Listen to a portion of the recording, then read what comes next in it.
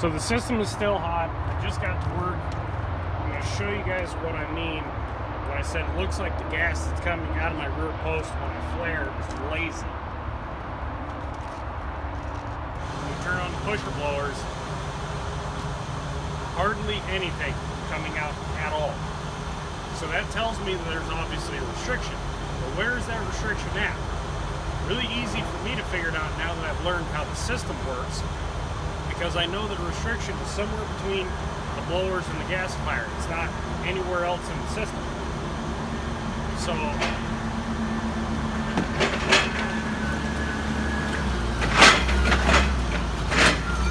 turn those off. So what I can do, I can wait when the system cools down, and I will turn on my reverse blowers. I know I'm going to have tons of flow coming out of that pipe. I know that if I pull the clean out port on the heat exchanger, I'm going to have plenty of flow coming out of there.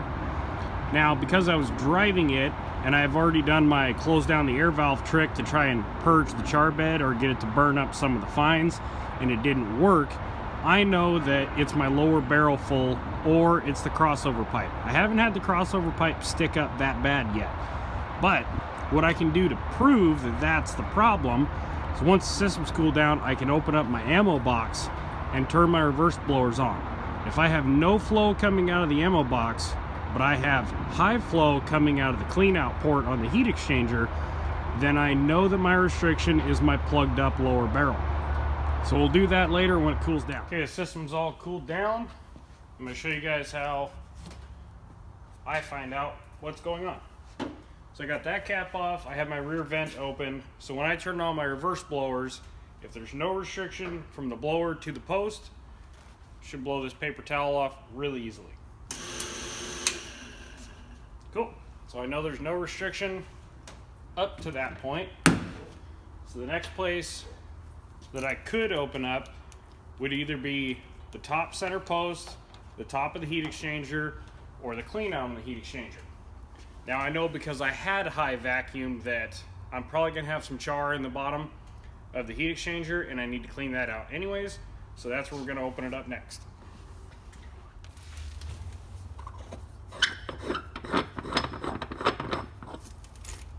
Yeah, there's definitely some char in there. I have a pad that I put down underneath of the truck to catch all that. So now we will turn the blowers on. It's probably going to blow out a whole bunch of char, but it should be flowing. Lots and lots of flow coming out of there.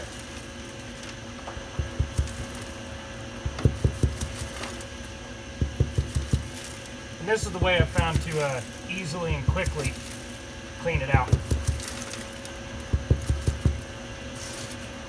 Not the cleanest, but it works.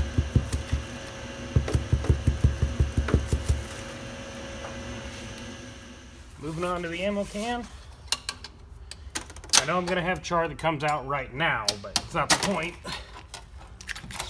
Here you guys can see my thermal protection, a block of wood, and if I can get it out of there, just a minute.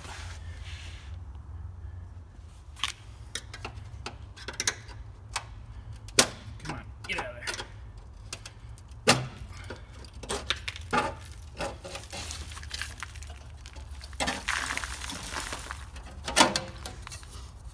That's the bottom of the ammo can box that I repaired.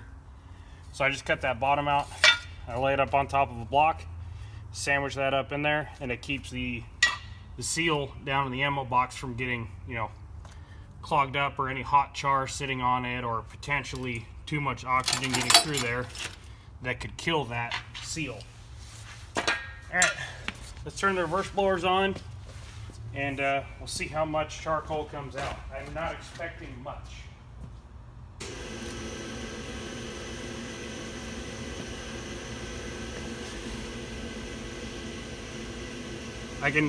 So the system's been off for 8 or 9 hours now. I can barely feel a little bit of radiating heat coming out. But you saw how much air was coming out of the rear post and out of the heat exchanger. There should be that much flowing through here. That tells me that that gap in between the fire tube and the sheet metal insulation is what's clogged up because it can't flow from the heat exchanger through the crossover pipe, down through the barrel, out into the open ammo box. So I'm gonna get some of the char cleaned out of the bottom barrel and then see if I can shove my camera up in there and show you guys what's clogged. Okay, there's all the char that I just dumped, and that has been 5 days since my last clean out. So I'm gonna shove the camera up inside. 2 reasons. I want to see how my grate is doing since I redid the chains.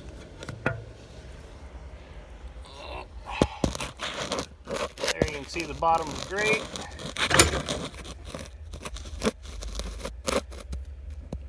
Chains look like they're holding up.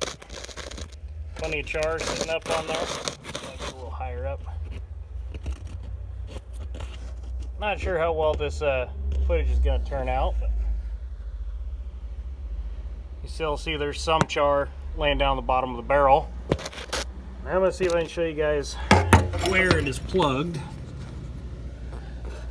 Put the phone up in there.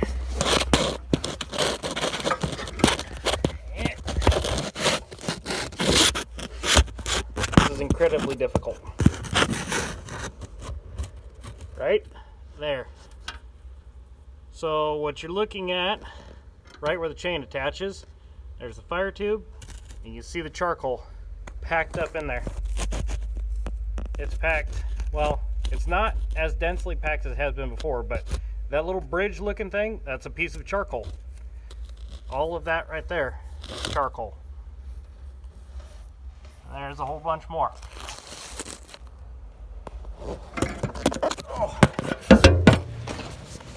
That gap around the fire tube is only about 1 inch all the way around. Now in a regular Wayne Keith gassifier, the fire tube capsule is 18 inches in diameter. The piece that I started out with was 20 inches, and I sunk it down. Wow, my camera's out of focus. Too much charcoal on the lens, I think. Yeah, that's kind of better. Anyways, standard Wayne Keith has an 18-inch diameter. I only was able to shrink mine down to about 19, so I have a much smaller gap between the sheet metal and the fire tube housing than most everybody else. So on my next build, I'm definitely going to make that an 18-inch fire tube capsule.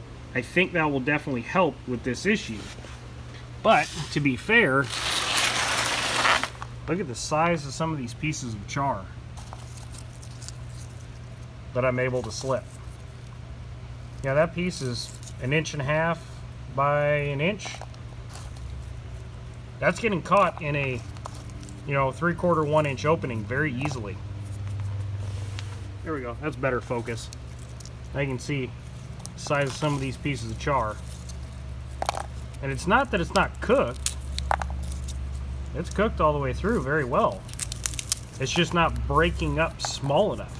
Now a lot of this char is definitely small enough that it wouldn't get caught in there. But over here on this side, this is all the cleanings that came out of the heat exchanger. These are very, very fine. It's only the smallest pieces that can make it through that opening once it starts to clog up. So my normal clean out tool is this piece of 1/4 inch rod that I bent up, and it slides up inside the ammo box, and I can sweep it across the bottom of the barrel to pull all the charcoal out.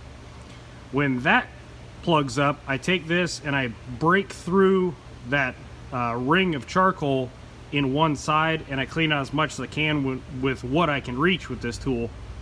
But that doesn't go very far because the handle's down inside of the ammo box. I can only move it, 8 inches or so. That's where I switch over to the Slim Jim. And this is, nice and flexible. I can slide it up in that opening and just run it back and forth. And as it goes around, it'll bend around the fire tube, and I can use the hooks, traditionally meant for unlocking doors, to actually grab the charcoal and pull it and break it and roll it out of there. Once it all falls into the bottom of the barrel, we'll go back to my regular clean out tool, scrape all that out, vacuum should be restored. Got all that, broke out, pulled out of there. So I stuffed our little friend the paper towel in there. Now I'm going to turn the reverse blowers on to see if it's flowing. Should push that right out.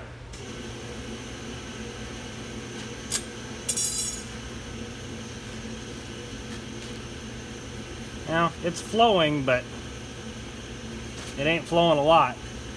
Now I can only reach over about 3/4 of the way around the fire tube. So that means this time I'm gonna have to open up the heat exchanger and run water through it like Jacob North taught me how to do to get the rest of that clog out of there. A little windy out here, so sorry for any wind noise. So I got the heat exchanger opened up, got the garden hose dropped in, kind of sitting in the face of the crossover tube. Got the ammo box opened up. Now I'm going to run the water, see how much char comes out of there. It's probably going to take about a half an hour to get it all washed out. I had the water running about 15 minutes or so. Char, char, char, char, char, char. Is it done yet? How much is in there? You can see it gets pretty darn clogged up. So I'll finish rinsing it out. Should be ready to head for home here in a little bit. Well, at least the water's starting to clear up finally. And that is all I need to see to know the restriction has been cleared. Now it's flowing really good. Top off the wood and head for home.